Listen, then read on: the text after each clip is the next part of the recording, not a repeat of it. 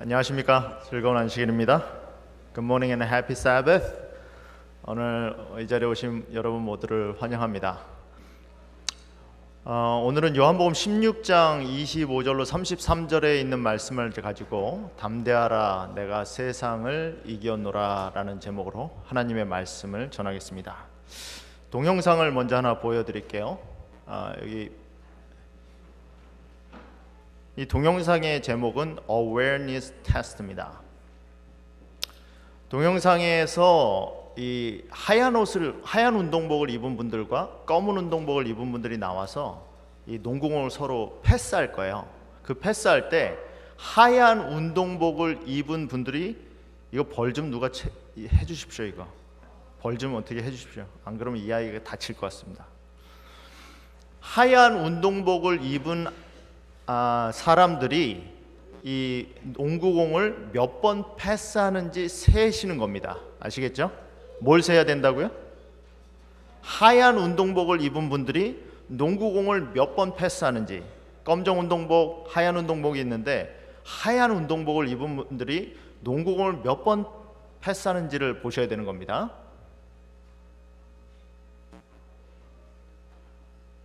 This is an awareness test. 소리 좀 올려주세요. How many passes does the team in white make?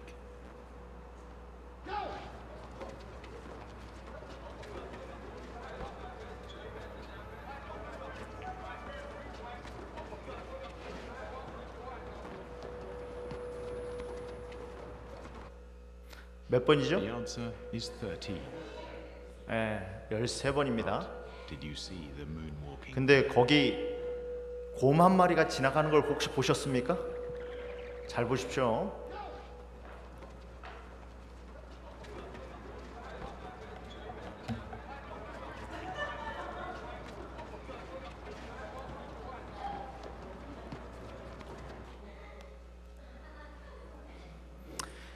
It's easy to miss something. 제가 다 읽기 전에 지나갔네요. 이게 자동차를 운전하시는 분들에게 자전거 타시는 분들을 좀 주의해서 보라는 캠페인입니다. 근데 자기가 뭐 하나를 뚜렷하게 보면은 다른 것이 보이지 않는다는 테스트예요. Awareness 테스트죠.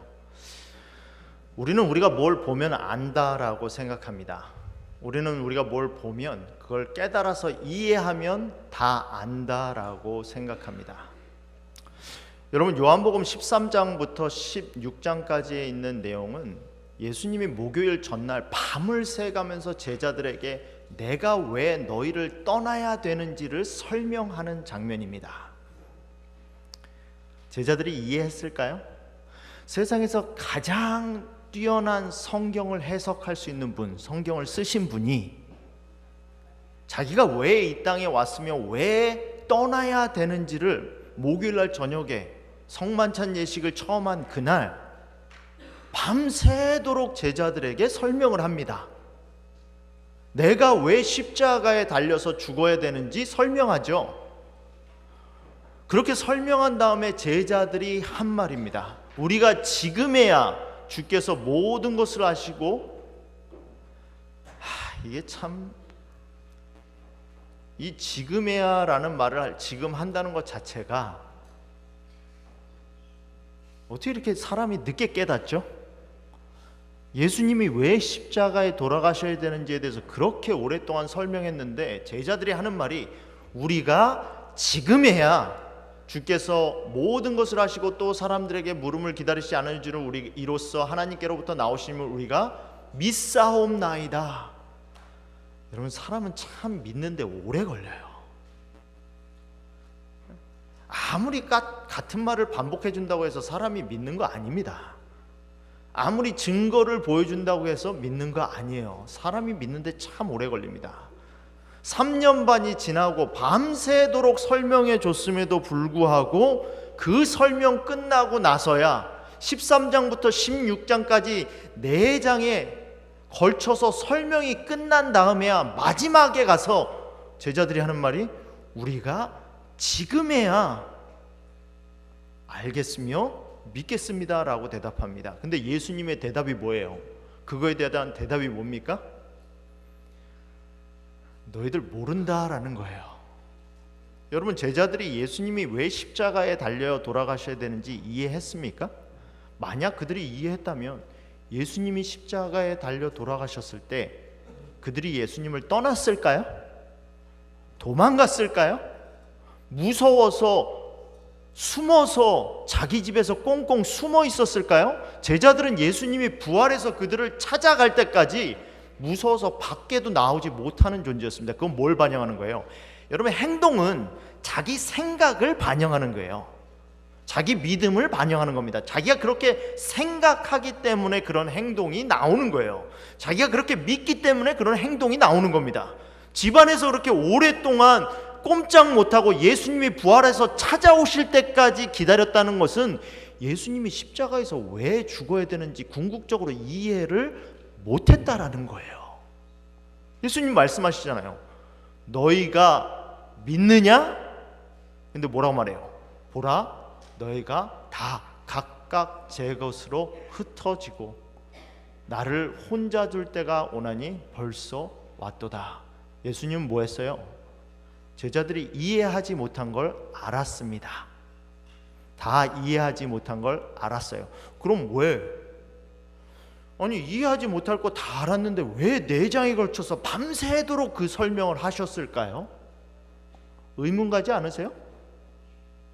여러분, 오늘 성경절은요, 예수님이 마지막 잡혀 돌아가시기 전날 밤 제자들과 나눈 마지막 장면입니다. 17장은 기도잖아요.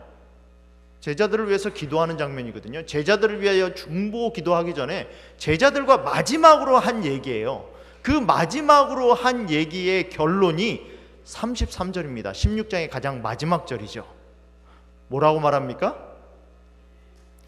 이것을 너희에게 이르는 것은 내가 13장부터 16장까지 너희들이랑 여태까지 같이 이야기한 이유는 너희들이 비록 이해를 못할 걸 알았지만, 너희들이 비록 믿지 못할 걸 알았지만 너희로 내 안에서 평안을 누리게 하려 함이라.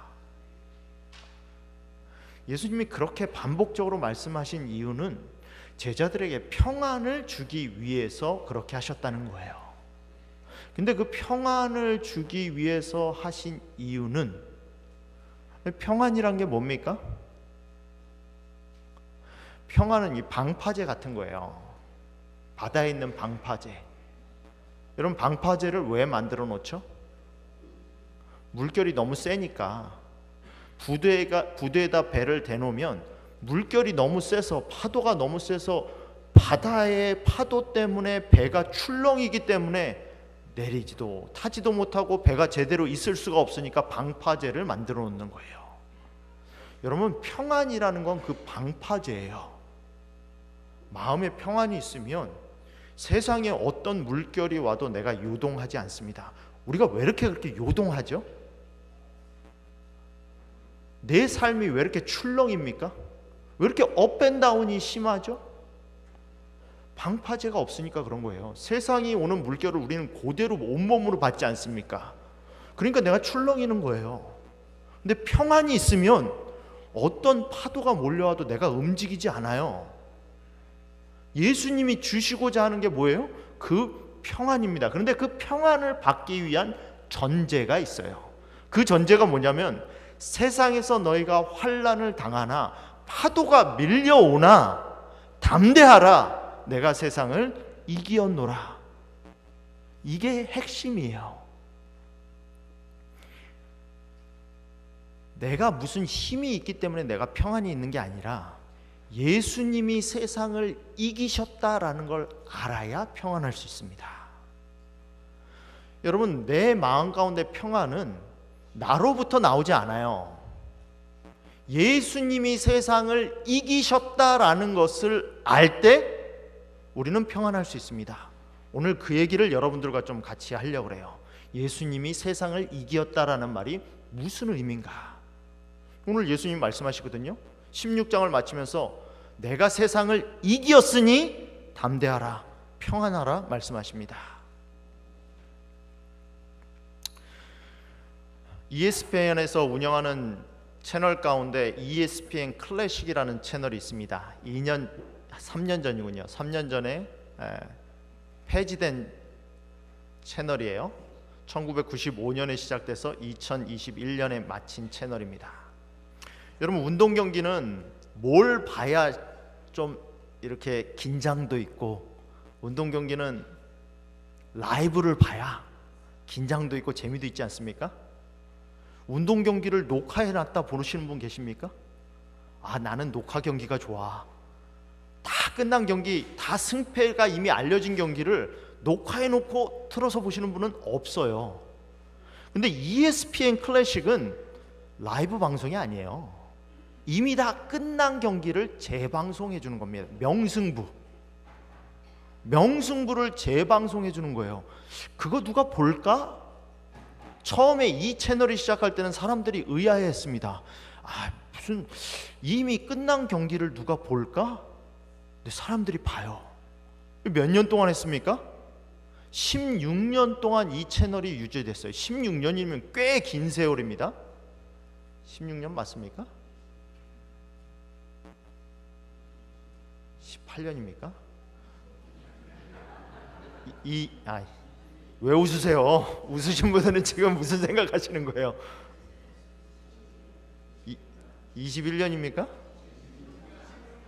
26년이군요. 제가 수학을 못하네요 오늘. 26년이라면 여러분 26년 동안 유지된 방송이라면 꽤 오랜 동안 유명했다라는 거예요. 디맨드가 있었다라는 거죠. 사람들이 왜 볼까요? 여러분, 아직도 2002년 한국 월드컵 경기 보시는 분들 계세요. 짤로 모아서 보시는 분들 왜 보죠? 경기 결과를 다 알잖아요. 근데 한국이 2002년 월드컵 4강까지 올라간 경기를 아직도 봐요. 왜 봅니까? 결과를 다 알잖아요. 그런데 왜 보죠? 결과를 하니까 마음이 편해요. 아, 우리 팀이 지금 지고 있어도 결국 이길 거 알거든요. 결과를 아니까 긴장하지 않아요. 스트레스 받지 않고 경기를 그냥 편안하게 봅니다. 여러분, 평안이라는 것은요, 마음의 평안이라는 것은 끝을 알아야 평안합니다. 지금 예수님이 하시는 말씀이 그 말씀이에요. 평안하라. 왜? 이긴 걸 알아야 평안하다라는 거예요. 여러분, 내 마음의 신앙적인 영적인 삶에 있어서의 평안은 끝을 아는 사람이 평안합니다. 아무리 잘 살아도요, 아무리 건강해도 평안하지 않아요. 뱅크에 내 밸런스가 아무리 쌓여 있어도, 인슈런스를 수십 개 들어놨어도 부자라고 절대 평안하지 않습니다. 로빈 윌리엄스가 자살할 줄 누가 알았습니까? 세상에서 부러울 거 없고 가장 기뻐하는 아이콘의 대명사 아닙니까? 노무현 대통령이 자살할 걸 누가 알았죠? 여러분, 있다고 평안이 오는 게 아닙니다. 있다고 만족이 오는 게 아니에요. 내 삶의 끝에 무엇이 있는지 확고하게 아는 사람이, 이 삶이 어떻게 맞출 줄 아는 사람이 그 믿음으로 평안한 거예요. 지금 예수님이 하시는 말씀이 그거예요. 언제 담대할 수 있죠? 여러분, 메릴랜드 중앙교회 담임 목사라는 게 그렇게 큰 타이틀입니까?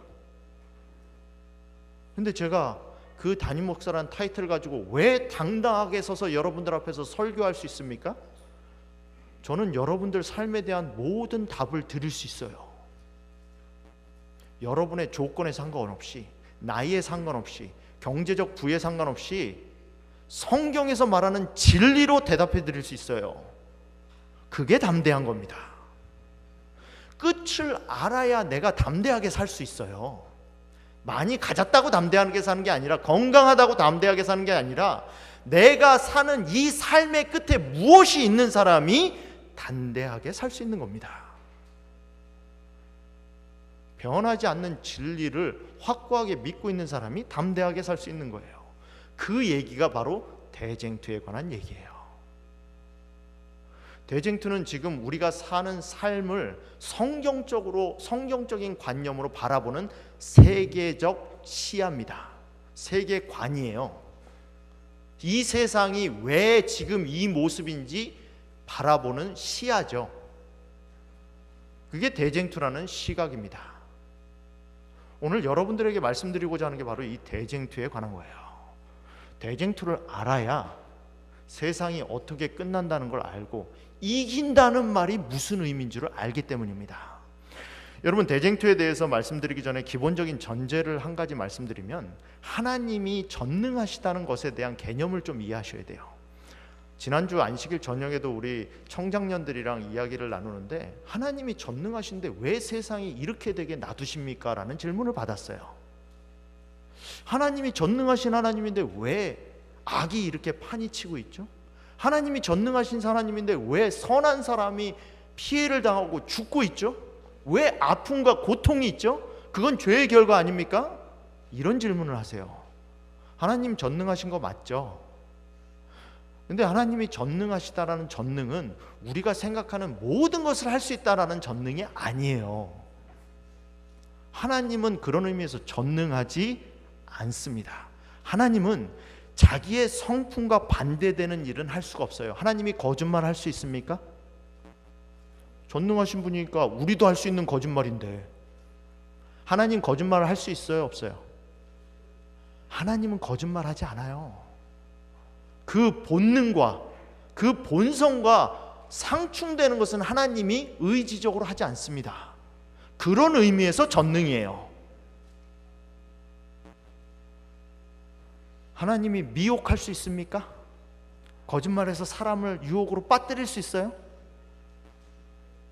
못합니다. 그렇다고 하나님이 전능하지 않아요? 전능하시죠. 하나님이 전능하시다라는 개념을 그렇게 이해하셔야 돼요. 하나님의 전능이라는 것은 하나님의 품성과 상충되는 것에 대한 전능입니다. 상충되지 못하는 것은 못한다는 거죠. 여러분, 이기었다는 개념을 알기 위해서 대쟁투를 아셔야 되고, 대쟁투를 이해하기 가장 쉬운 거는 제가 생각하기엔 욥기 1장입니다. 욥기 1장을 보면 대쟁투가 무엇인지를 이해할 수가 있어요. 욥기 1장 6절에 보면 왜 욥이 고난을 당하는지 그 배경 설명이 나옵니다. 1장 6절에 보면 이런 말이 나와요. 하루는 하나님의 아들들이 와서 여호와 앞에 섰고 사단도 그들 가운데 온지라.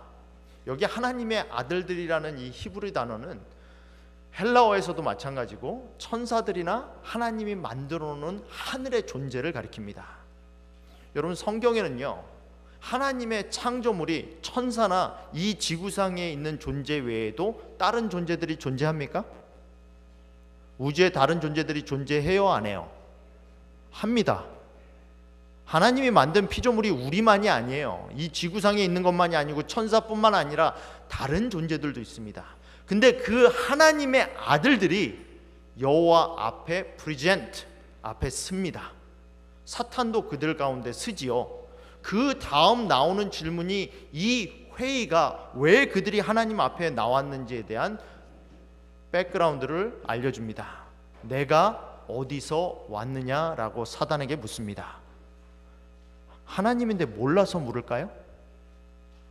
사단이 지금 어디에서 있다가 왔는지 몰라서 지금 하나님이 너가 어디서 왔니 묻는 겁니까? 이건 장소를 묻는 게 아니에요.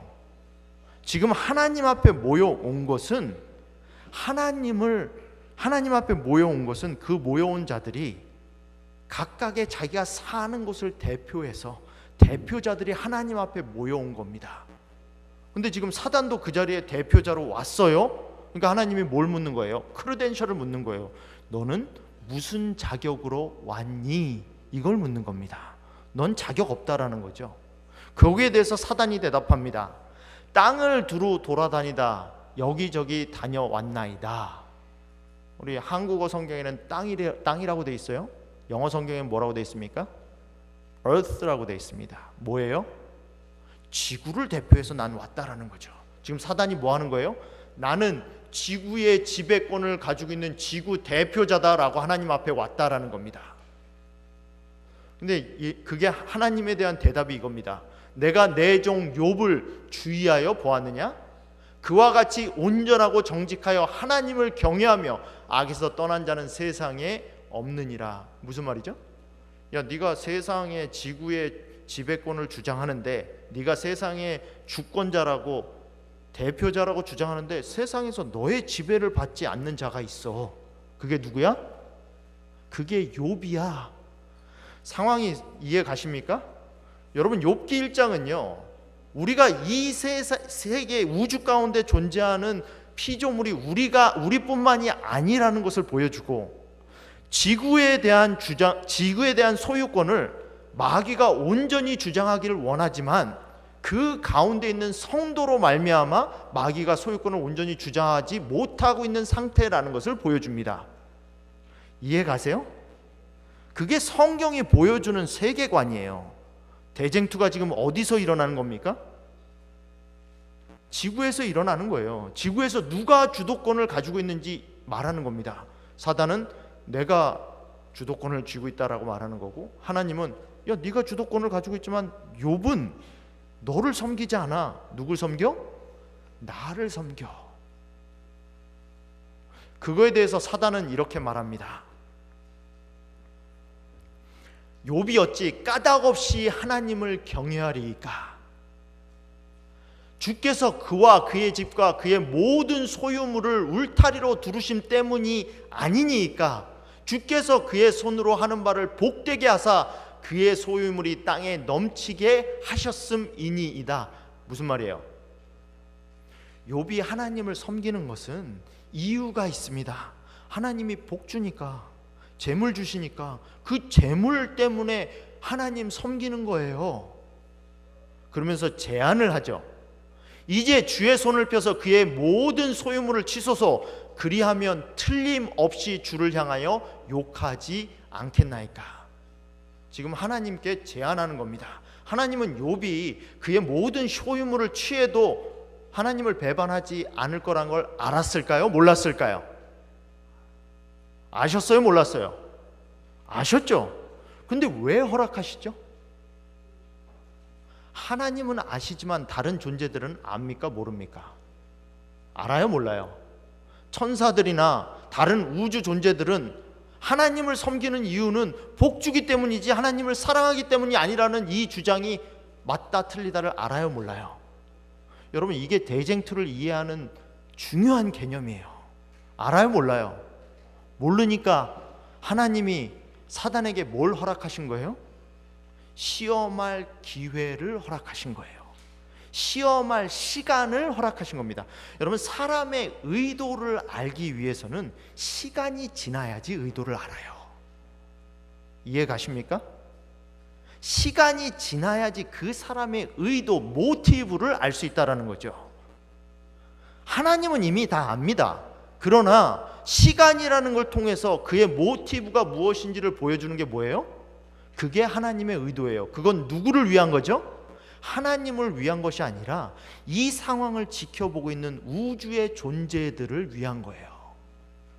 여러분, 지구 안에서 베풀어지고 있는 이 대쟁투는 단순히 지구 안에 있는 존재들의 생명만 걸려 있는 게 아닙니다. 이 대쟁투를 통해서 악이 무엇인지 판명 나느냐 안 나느냐에 따라서 우주의 존재들이 악에 대한 이해를 갖게 된다는 거죠. 여러분, 대쟁투라는 것을 이해하시기 위해서는 우주적인 안목을 보셔야 돼요. 예수님이 내가 세상을 이겼노라 라고 말씀하셨을 때 그 이겼다라는 말의 진정한 의미를 알기 위해서는 대쟁투를 이해하셔야 돼요. 뭘 이겼냐를 알기 위해서는. 그래서 하나님이 뭐 하시죠? 내가 그의 소유물을 다 내 손에 맡기노라. 다만 그의 몸에는 내 손을 대지 말지니라. 하나님이 뭐 하시죠? 시간을 허락하십니다. 그리고 뭘 허락하시죠? 기회를 허락하세요. 그래서 욥이 고난을 당하게 됩니다. 여러분, 이 일만 욥에게 일어났습니까? 이게 사단이 거짓말한다는 걸 어떻게 알죠? 사단은 이 일로 판명이 난 후에 하나님께 또다시 오죠. 아유, 하나님 말이 맞네요. 제가 재물 다 뺏어나 보니까 욥이 정말 하나님을 원망하지 않더라고요. 제가 틀리고 하나님이 맞았습니다. 욥이 그럽니까? 그러지 않아요. 여러분, 악은 악을 인정하지 않습니다. 사단의 의도는 욥과 하나님의 관계를 깨트리는 거지. 욥과 하나님의 관계를 깨트리는 거지 자기의 주장이 옳다는 것을 증명하는 게 아닙니다. 그렇기 때문에 여러분들이 악에게 변명하고 악에게 논리로 증명하려는 게 소용이 없다는 거죠. 악의 모티브는 멸망이에요. 파멸이 모티브지, 파멸이 동기지, 여러분들에게 의롭다는 걸 증명하는 게 동기가 아니에요. 이해가십니까? 여러분, 이게 지구상에서 대쟁투가 일어나고 있는 이유입니다. 뭐 한 거예요? 하나님이 사단에게 시간을 주셔서 그의 의도를 진행시킨 거예요. 욥기 1장에서는 욥기에 관련된 내용만 나옵니다. 근데 대쟁투는 어디서부터 시작됐죠? 하늘에서 시작됐어요. 여기서는 욥에 대해서 소유물에 관해 가지고 사단이 질문을 하지만 하늘에서는 하나님의 품성을 가지고 질문을 합니다. 하나님, 하나님의 공의와 자비는 지킬 수 있는 게 아닙니다. 하나님의 성품을 결코 우리가 실행할 수 없습니다. 보십시오. 아담도 실패하지 않았습니까? 하나님의 공의와 자비는 절대 실현될 수 없는 겁니다. 그렇게 살 수 있는 존재는 없습니다. 예수님이 왜 오셨죠? 예수님은 그걸 증명하기 위해서 오신 거예요. 그러므로 예수님이 이 땅에 사셨을 동안에 그 죄를 감당하실 동안에는 100% 인간이셨어요. 여러분, 우리는 종종 예수님의 신성과 인성에 대해서 착각을 합니다. 50%는 인성이고 50%는 신성이고 우리의 이해는 그렇게밖에 안 되니까요. 근데 예수님은 그렇게 되지 않아요. 예수님은 100% 인간이시고 100% 하나님이셨습니다. 그게 어떻게 가능한가? 저도 몰라요. 성경이 그렇게 말하는 거예요. 그냥 성경이 그렇게 말하니까 그렇게 믿는 겁니다. 왜 그래야 되죠? 예수님이 인간의 모습으로 오셔서 죄를 견디시고 하나님의 주신 공의와 자비로 살 수 있다는 걸 증명하지 않는다면 1%의 신성이라도 섞여서 그것에 자기가 살아야 되는 삶을 사용하셨더라면 예수님의 이 땅의 삶은 의미가 없어요. 여러분이나 저나 똑같은 상태에서 예수님이 오셔서 견뎌야 된다는 거죠. 예수님이 만들어 놓으신 게 그거예요. 사단이 말하는 것을 이기고 사단의 말씀에 대항해서 말해 놓은 것이 바로 그것입니다. 그거를 말하고 있는 거예요.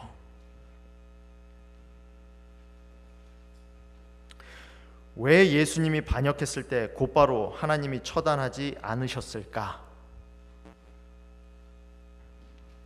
여러분, 이 말씀을 읽을 때 예수님이 가지고 있는 성품의 원칙, 하나님의 정부의 원칙이 뭔지를 보셔야 돼요. 반역은 힘으로 정복해서는 안 된다.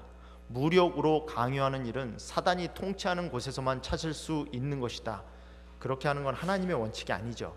주님의 통치 원칙은 이런 것이 아니다. 하나님의 권위와 선과 자비와 사랑의 기초를 두고, 하나님의 권위는 선과 자비와 사랑의 기초를 두고 있으며 우리가 사용할 수 있는 방법은 이러한 원칙들을 제시해 주는 것이다. 하나님의 정부는 도덕적이며 진리와 사랑이 그 보편적인 힘이 되어야 한다. 하나님은 이것 위에 사용할 수 있는 게 없죠. 여러분, 우리 아이가 저한테 와서 말을 해요. 나는 라면을 좋아합니다. 삼시세끼 라면을 주십시오. 라면 먹기를 원합니다. 라면 먹으면 건강을 해친다. 가끔 먹는 건 괜찮지만 하루 3끼 라면 먹으면 네가 건강하지 않을 거야. 그래도 라면을 먹겠다고 하면 누가 맞는지를 증명하려면 어떻게 해야 되죠? 방법은 두 가지 있죠. 아빠가 말하는 거 들어, 이렇게 할 수 있죠. 그럼 걔는 초이스가 없어요. 그냥 들어야죠. 근데 본인은 9살짜리 애가 본인은 이게 아빠가 무력을 하는 건지 진짜 라면을 먹으면 건강이 나빠지는지를 모르는 거죠. 이해 가십니까? 저는 경험이 있으니까 알죠. 미국에서 혼자 10년 동안 살면서 라면을 많이 먹어봤기 때문에 라면을 먹으면 건강해지지 않는다는 걸 알아요. 그러나 9살짜리 아이는 모르는 거예요. 하나님의 원칙은 자유의지 가운데 자기의 믿음을 가지고 선택하는 것에 대한 결과로 주어지는 겁니다. 그게 하나님의 정부의 원칙이에요. 모든 일은 영원한 안전의 토대 위에 놓는 것이 하나님의 목적이므로 하늘 회의에서는 사단에게 그의 정부 조직의 기초가 되는 원칙을 발전시킬 시간을 주기로 결정했다. 이해가십니까? 사단은 그것이 하나님의 원칙보다 더 훌륭하다고 주장하였다. 그러므로 하늘 우주가 볼 수 있도록 사단의 원칙을 실행해 볼 수 있는 시간이 주어졌다. 그 시간이 몇 년이에요? 그 시간이 몇 년입니까? 4,000년이에요. 4,000년 동안 예수님이 이 땅에 오시기 전까지 그래서 세상이 어떻게 됐죠? 살기 좋은 곳이 됐나요?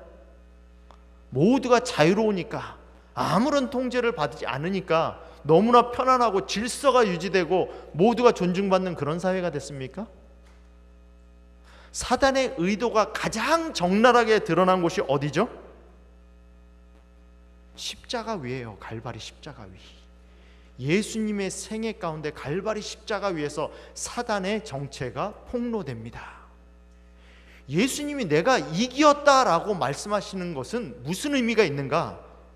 사단의 의도가 틀렸다라는 것이 증명되었다라는 의도가 있어요.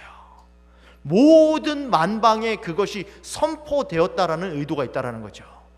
여러분, 내가 세상을 담대하라, 내가 세상을 이겨노라라고 말했을 때 그 이겼다라는 의미는 뭐냐면 사단의 의도가 틀렸다라는 게 증명됐다라는 뜻이에요. 그리고 하나님의 공의와 자비는 공존할 수 있다라는 걸 증명한 거예요. 어디서? 십자가 위에서. 성경에도 같은 말씀을 합니다. 영원부터 만물에 창조하신 하나님 속에 감추어뒀던 비밀의 경륜이, 이게 잘 이해 안 가잖아요. 성경에서 비밀이라고 말하는 것은 구속의 경륜을 가리킵니다. 구속이 어떻게 이루어지는 것을 가리키는 거죠. 왜 하나님이 시간을 주셨는지, 왜 하나님이 이런 악이 허용되도록 하셨는지, 왜 하나님이 인간이 돼서 이 땅에 오셔야 되는지, 이게 다 뭐라는 거예요? 비밀로 우리가 이해하기 어려운 거라는 거죠. 비밀의 경륜에 어떤 것을 드러내게 하려 하심이라. 이는 이제 교회로 말미암아 하늘에 있는 통치자들과 권세들에게 하나님의 각종 지혜를 알게 하려 하심이니. 교회가 뭐라는 거예요? 교회가 여러분과 저 아닙니까? 교회를 통해서 뭘 알려주신다는 겁니까? 구속의 경륜을 알려주신다는 거예요. 그 말은 무슨 말이죠? 우리가 교과서라는 거예요. 하늘에 있는 존재들이, 통치자들과 권세들이, 다른 우주에 있는 존재들이 지구를 쳐다보면서 하나님의 의도가 이런 의도구나, 그걸 이해했다라는 거예요. 또 다른 성경절입니다. 내가 생각하건대 하나님이 사도인 우리를 죽이기로 작정된 자같이 끄트머리에 두셨음에 우리는 세계 곧 천사와 사람에게 구경거리가 되었노라. 여기서 구경거리라는 것은 당시에 바울 당시에 구경거리는 뭐냐면 극장 있죠, 극장 같은 데서 거기 나와서 극을 연극하는 사람을 가리키는 겁니다. 거기 앉아서 관람하는 것을 구경이라고 말을 했어요. 그 헬라어가 같은 단어입니다. 뭐예요? 우리가 여기서 대쟁투하는 과정을 우주에서 뭐 하고 있다는 겁니까? 지금 관람하고 있다라는 거예요. 성경이 대쟁투의 개념을 이렇게 바라보고 있다라는 겁니다. 그러므로 대쟁투에서 하나님이 이기셨다라고 말하셨다는 건 뭐예요? 이 우주에 사단의 본심이, 사단의 의도가 탈로 났다라는 뜻입니다.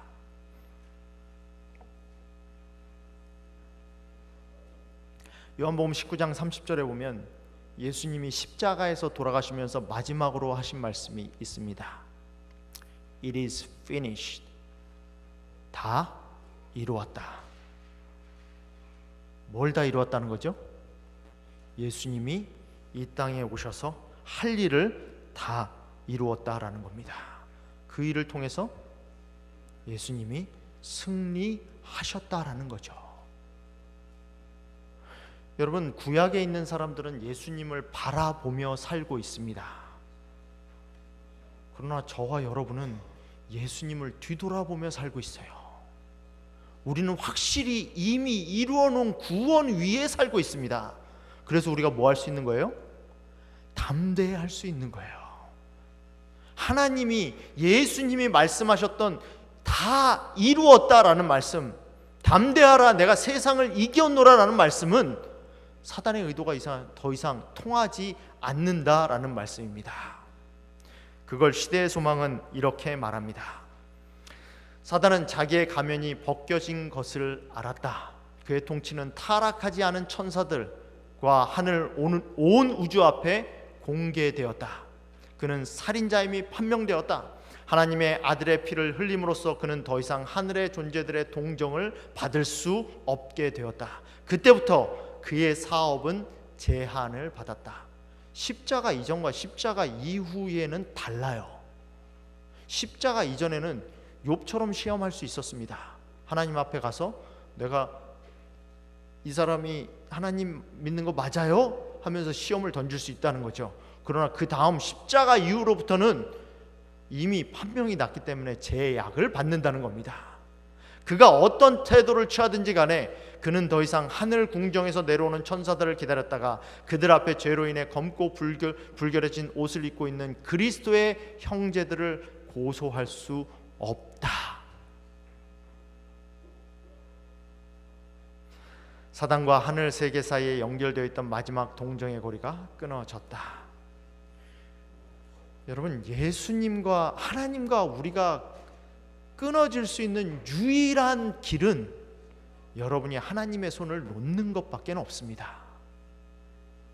예수님이 이미 십자가를 통해서 저와 여러분을, 이 땅과 하늘을 단단히 붙들어 매셨어요. 승리를 통해서 이루어 놓으셨죠. 근데 유일하게 그 끈이 끊어질 수 있는 방법은 뭐예요? 내가 믿음을 포기하는 겁니다. 대쟁투가 십자가에서 다 이미 드러났는데, 드러났으면 끝나야 되는 거 아닙니까? 사단의 의도가 다 끝났으면 십자가에서 예수님이 끝내줘야 되는 거 아니에요? 근데 왜 아직 대쟁투가 계속되고 있죠? 왜 우리는 여기 아직 존재하는 겁니까? 그 말은 뭐예요? 십자가도 사단의 의도를, 하나님의 본성에 대한 질문이 온전히 드러나기 위해서 하나님이 주신 시간이었고, 십자가 이후에 지금까지 온 것도 그러한 본성과 사단의 의도가 온전하게 드러나지 않았기 때문에 허락된 시간입니다. 그건 무엇을 통해서 드러날까요? 여러분과 저의 삶을 통해서 드러납니다. 무릇 하나님께로 난 자마다 세상을 이기었느니라. 누가 세상을 이긴다고요? 하나님으로부터 난 자마다 이겨요. 여러분, 우리는 우리의 힘으로 이기지 않습니다. 우리의 힘으로는 이길 수가 없습니다. 근데 하나님으로부터 난 자마다 이겨요. 이건 뭐죠? 이 칭의를 가리키는 거예요. 예수 그리스도께서 이 땅에서 이루어 놓으신 그 의를 받는 것. 그것이 어떻게 이루어집니까?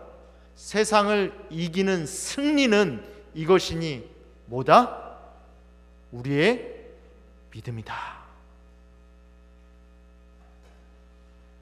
여러분, 우리가 이것이 하나님의 품성에 대해서, 죄에 대해서, 사단의 의도에 대해서, 재쟁투의 관점에 대해서 명확한 이해가 있어야 하나님이 세상을 이기었다라는 것이 무슨 뜻인지를 알 수 있습니다. 엘렌 지 화이트는 마지막으로 이렇게 말하면서 그의 설명을 마칩니다. 바로 하나님의 형상이 인간에게서 재현되어야 한다. 하나님의 명예, 그리스도의 명예는 당신의 백성의 품성이 온전케 되는 것과 관련이 있다.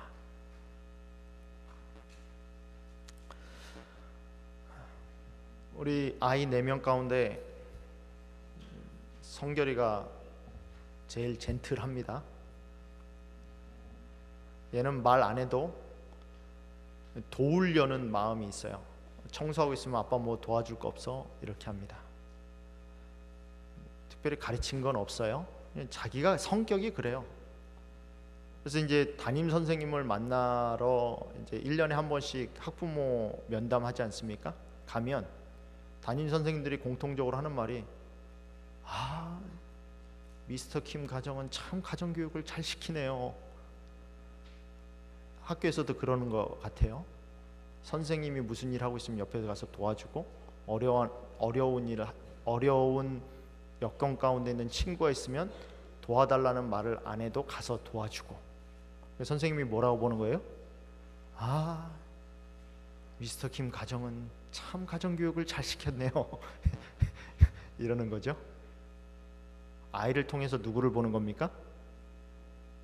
아이를 통해서 부모를 보는 거예요.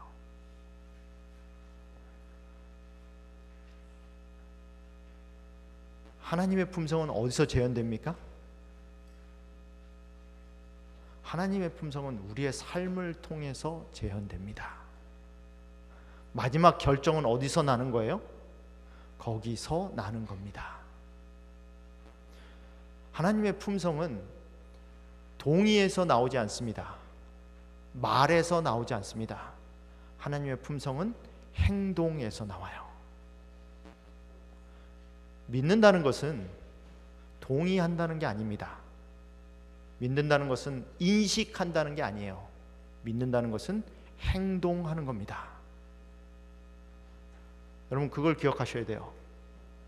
믿음은 동의가 아닙니다. 내 행동이 그렇게 나올 때 그게 믿음입니다. 그래서 믿음은 항상 순종과 연결이 되어 있습니다. 순종이 없는 믿음은 믿음이 아니에요. 대쟁투가 어디서 판명이 되는가? 순종에서 판명이 됩니다. 마태복음 25장에 보면 두 부류가 나옵니다. 그 두 부류는 하나님을 믿는다고 말하는 사람들 가운데 나오는 두 부류입니다. 근데 그 두 부류를 가르는, 슬기로운 자와 어리석은 처녀를 가르는 기준은 하나님을 안다라는 겁니다. 어리석은 처녀가 나도 들어가게 해주세요 라고 말했을 때 신랑이 뭐라고 말합니까? 내가 너를 모른다 라고 말을 합니다.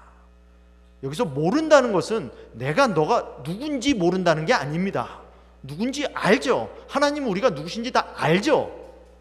그러나 우리가 하나님 모습이 아니기 때문에 하나님이 찾으러 오는 것은 예수 그리스도의 성품이 담겨있는 사람을 찾으러 오는 것이지 다른 걸 찾으러 오는 게 아닙니다. 그게 대쟁투의 관건입니다. 대쟁투는 갈림이 있을 것이고 그 갈림은 예수 그리스도의 품성이 드러난 자를 거두어 드리는 갈림이 될 것입니다. 사랑하는 성도 여러분, 우리의 삶 가운데, 우리의 생애 가운데 이러한 명확한 이해가 있기를 바랍니다.